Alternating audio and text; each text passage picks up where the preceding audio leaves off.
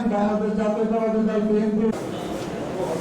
আপনারা যে বিষয়ে আজকে সংবাদ সম্মেলন, আমার জানার বিষয়টি হলো, যেহেতু নির্বাচনের স্বপ্ন আশা আকাঙ্ক্ষা ফিরে আছে এই সংসদীয় আসন, এর কোনো হচ্ছে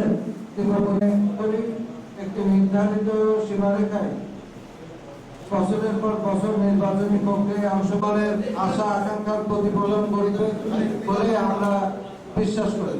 ঠিক এমনই একটি নাজুক পন্থা নির্বাচন কমিশন সহ সংশ্লিষ্টদের এই বিষয়ে সতর্ক করা আবার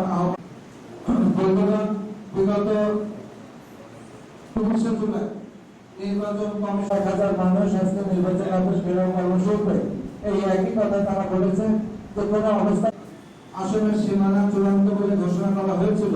তার মধ্যে যশোরের ৬টি আসন ছিল, যেখানে ঘটেছে তাদের এই তাদেরকে বাদ দিয়ে আপত্তি বা সেগুলো সমাধান করার জন্য একটা নির্ধারিত তারিখ ছিল, যারা অভিযোগ করা বা আবেদন করা তারা করেছিল এবং সেটা নিষ্পত্তি হয়ে গেছে। তারপরে আবার পুনরায় কিছু জেলাকে নিয়ে আজকে আবার যে অভিযোগের এনেছে কোনো ব্যক্তি বিশেষের কারণে, আমরা মনে করি এটা নির্বাচনী একটা প্রক্রিয়াকে ব্যাহত করার একটি ষড়যন্ত্রের অংশ ছাড়া অন্য কিছু নয়। আমরা এই ধরনের কোনো ষড়যন্ত্রকে বাংলাদেশে বরদাস্ত করে না। বিএনপি এই জনগণের পক্ষে যে কোনো অন্যায়ের বিরুদ্ধে লড়াই করছে এবং করবে, এটা হচ্ছে